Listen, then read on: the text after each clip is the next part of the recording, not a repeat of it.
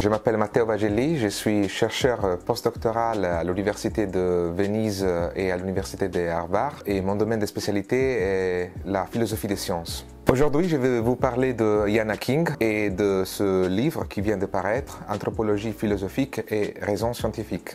Ian Hacking est un philosophe et historien de sciences canadien. Il a travaillé sur une variété très large d'objets différents qui vont de la logique de l'inférence à la probabilité, à l'expérimentation, au problème du réalisme en physique, mais aussi sur la personnalité multiple ou sur l'autisme. Cette variété de sujets a été travaillée par Hacking grâce à une méthodologie tout à fait spécifique qui a conjugué l'histoire, l'analyse historique et l'analyse conceptuelle philosophique. Parmi les figures les plus importantes dans sa formation, il y a sans doute Michel Foucault, mais aussi la philosophie du langage de Ludwig Wittgenstein. Hacking est aussi quelqu'un que, grâce à sa trajectoire intellectuelle, a traversé beaucoup de milieux académiques différents. L'université de Cambridge, l'université de Stanford, où il a été un des promoteurs de la dite Stanford School in Philosophy of Science, mais aussi l'université de Toronto pour arriver aussi à être le premier anglophone élu à une chaire du Collège de France. Donc il est vraiment quelqu'un qui a contribué à dépasser l'idée d'un partage entre philosophie analytique ou anglo-saxonne et philosophie continentale.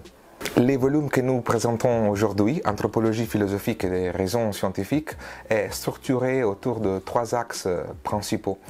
Les problèmes des rapports entre histoire et philosophie des sciences, l'expérimentation et la philosophie du laboratoire, et les questions autour des espèces humaines ou sociales.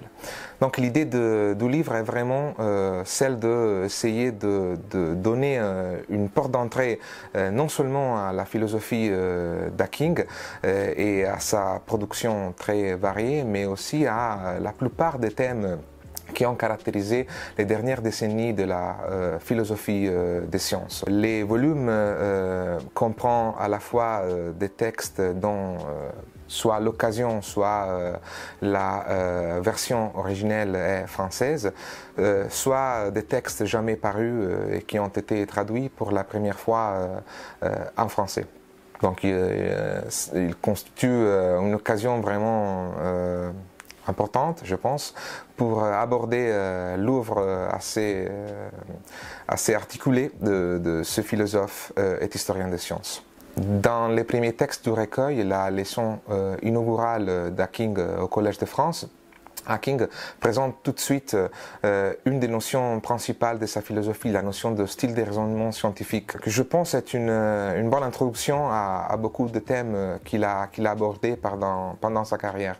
Et les thèmes de style de raisonnement se retrouvent dans les textes, dans la sélection des textes du volume, surtout en ce qui concerne le style de raisonnement statistique. Il y a un texte très peu connu sur la statistique qui date de la fin des années 70 et qui est publié dans les recueils, mais surtout aussi sur le style de raisonnement expérimental qu'il aborde dans une série de publications qui sont reproduites dans la partie centrale de ce volume, surtout à propos de l'expérimentation et de son cas d'étude de la physique de l'ultra-froid. Mais surtout, le thème de style de raisonnement est un thème qui lui permet d'articuler mieux sa position quant au creusement des perspectives historiques et philosophiques pour l'étude des sciences et de la connaissance scientifique. Il voit vraiment la science comme composée par une pluralité de styles